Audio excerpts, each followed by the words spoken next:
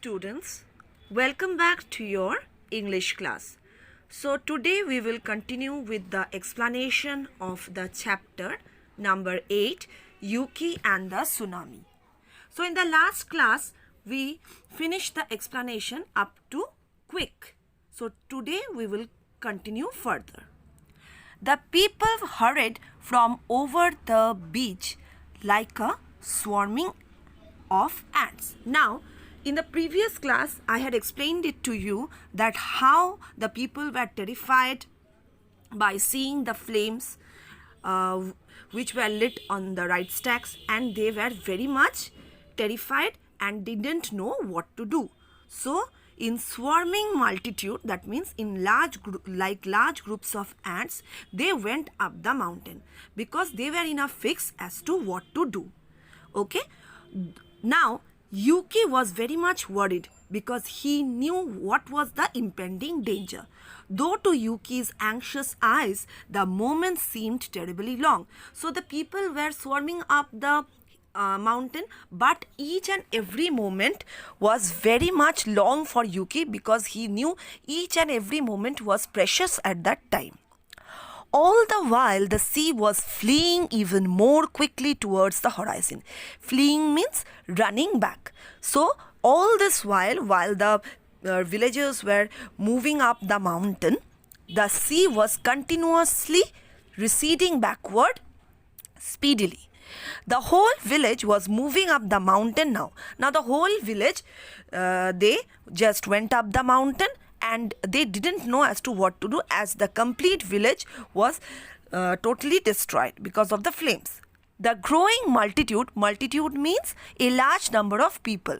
So the growing multitude, still knowing nothing, looked horrified. So they didn't know anything about the impending danger, and they didn't know how did the rice stacks they were lit, and how their rice crops were completely destroyed. They didn't have any idea. So they looked horrified. That is, they were extremely shocked by the scene. That is the flaming fields. By seeing the flaming fields. What are flaming fields? Fields which are burning fiercely. So they were at a stake as to what to do because the whole year's crop was completely destroyed, and at the destruction of their homes and their livelihood. They were very sad because their homes and their livelihood, everything was completely destroyed.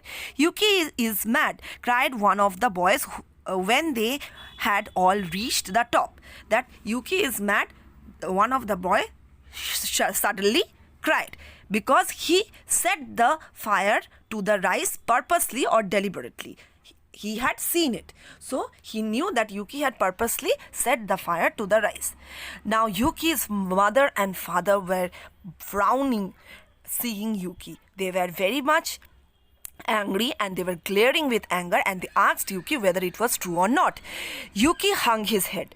That is, Yuki hung his head because he had done it. He knew it. Just then someone cried, "Look!" Now they suddenly looked towards the sea.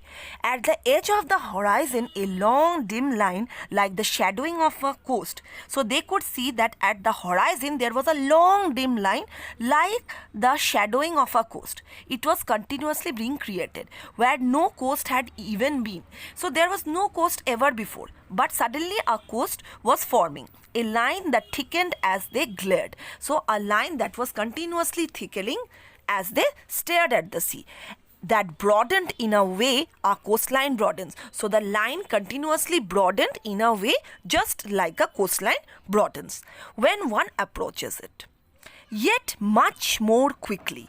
But the speed of broadening was very fast. For that long thin line of darkness was the returning sea. So the long thin line of darkness was actually the returning sea with full power and bang.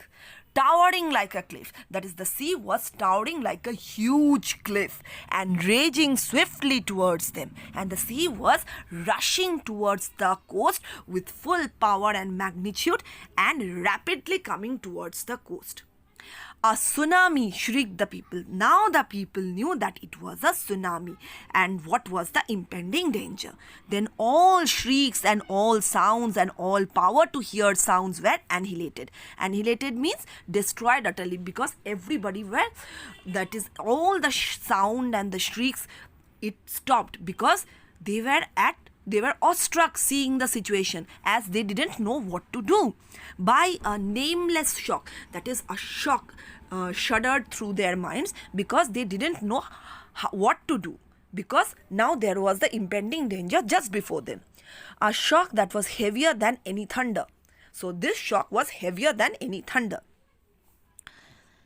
As the colossal swell, colossal means gigantic swell, that is the sea, struck the shore with full bang and full weight, that sent a shudder through the hills, that even trembled the hills, that is, the hills convulsively trembled because of the weight of the sea, and with a burst of foam like a blaze of sheet lightning, and with a burst of foam like a blaze of sheet lightning, the entire place it shuddered. Then for an instant nothing could be seen but a storm of spray. So nothing could that event could be seen, only a storm of spray was there, rushing up the slope like a cloud. So it rushed up the slope like a cloud, and the people scattered back in panic. And because of this entire shudder, the people scattered in anxiety from the mere danger of it. Okay? When they looked again, they saw a white horror. When they looked again, that is, when they looked again, they saw a white horror of sea. They could see a white horror of the sea roaring over the place of their homes. So the sea was roaring over the place of their homes and was destroying everything completely. It drew back, tearing the land as it went. So the sea, as it drew back, it teared the land as it went. Twice, 3 times, 5 times the sea struck the land. So the sea struck the land twice, 3 times, 5 times, and finally it ebbed. Ebbed means the period of time when the sea moved away from the coast and fell to a lower level. But each time with surges less strong. But the surges, it slowly became less strong. That is, the gushing was less strong each time. Then finally the sea returned to its normal place and stayed there. Finally, after quite a long time, the sea returned to its normal place and stayed there, but it was still raging, as the sea will do after a hurricane. Just after a hurricane, how the sea behaves, in the same manner the sea was behaving. On the mountain, for a long time, no word was spoken. That is, nobody could speak anything, because they were awestruck by the situation. All stared speechlessly at the desolation. So everybody was just point blankly seeing the desolation which the sea did. That is, the destruction which the sea did below, at the wreckage and the debris that was scattered over what was left of their village. So they could see the wrecked village and the remains that was scattered over what was left of their village. So only the remains, a mere portion of their village was left in some remains. Okay? I am sorry I burned the fields, said Yuki. Now Yuki confessed that he burned the fields, but he said that he had no other option to save the people. His voice was shaking while he was saying this. Yuki said his father softly. Yuki said his father softly that I am very much sorry I have done this, but I had no other option. His father softly said that you saved us all. His father said that you saved us all. We were all saved because of you. And the villagers swept up Yuki and raised him into the air. The villagers swept up Yuki and raised him into the air because of Yuki's sudden intelligence. They were all saved from a dangerous situation. We were going to celebrate our rice harvest tonight. So they were actually preparing to celebrate their rice harvest that night, said one.